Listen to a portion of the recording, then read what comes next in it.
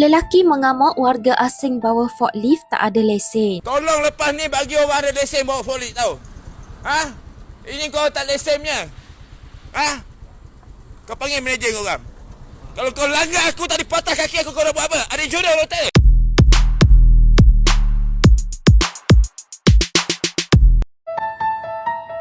Seorang lelaki naik berang selepas seorang warga asing dipercayai warga Indonesia yang memandu forklift hampir melanggar dirinya di Batu Cave, Selangor. Menurut lelaki itu, dia memberitahu hampir dilanggar oleh warga asing itu sebanyak 4 kali kerana memandu forklift secara berbahaya.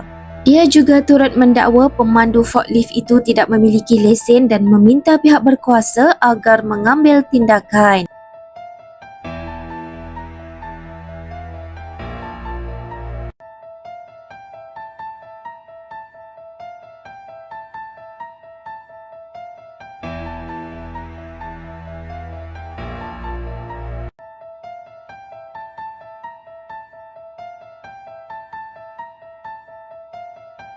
Ha ni. Berapa kali kilang ni bawa forklift nak langgar orang ni. Labor ni. Mana bos korang? Mana bos korang? Panggil manager korang. Panggil manager korang. Tolong lepas ni bagi orang ada lesen bawa forklift tau. Ha? Ini kau tak lesennya. Ha? Kau panggil manager korang. Kalau kau langgar aku tadi patah kaki aku, kau nak buat apa? Ada insurans atau tak? Ada insurans tak? Ha, tak ada insurans. Kau langgar aku tadi. Memang senang minta maaf. Tak ada lesen jangan bawa. Ini orang Malaysia je boleh bawa ada lesen. Memandu saja boleh bawa. Kau faham? Ha? Lepas tu kau nak bawa apa lagi? Kau pergi sana. Jangan bawa. Siapa lu punya bos? Cakap dia jangan bawa ini. Bawa selang 4 kali mau langgar saya. Oh.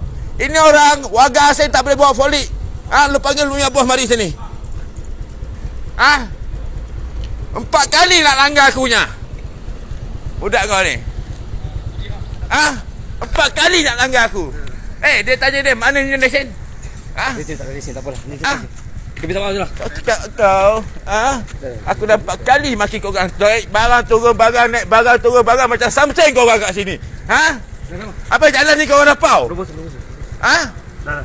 Kau napau jalan ni semua? Ha, turun barang, kokel jalan. Ha? Kau napau sini jalan semua. Lorang semua pau sini jalan semua. Saya bertanya. Ha? Lagi sekali saya cakap, ha? Ngah. Sekali lagi aku tak tengok kau bawa forklift ni. Ha? Kau forklift ni orang yang ada lesen je boleh bawa. Kau orang tak ada lesen ni, kalau langgar aku tadi apa jadi? Bukan sekali dua, tarik dengan kereta. Tarik ni. Bawa forklift sama juga. Ha? Lain kali bawa forklift kasih orang ada lesennya. Ini adalah warning yang saya sampai atas ini video sampai JPJ, ha? Ha? Dia main lesen forklift insurans pun tak ada. Kau langgar orang macam ada insurans dari forklift. Sabar, positif. Pakai law sikit, ha? Sabar sikit. Positif. Sabar. Pakai law sikit. Sabar. Aku dah lama sabar dengan budak-budak forklift kat sini semua. Ha? Lagi sekali lu pakai ini orang bawa forklift, saya akan JPJ mari tangkap sama lu orang semua. Jangan kasih dia bawa forklift. Saya tengok satu kali lagi bawa forklift, lu orang siap. Ha. Nah, kau diam je. Aku tak campur dengan kau. Kau apa? Jangan campur. Jangan campur.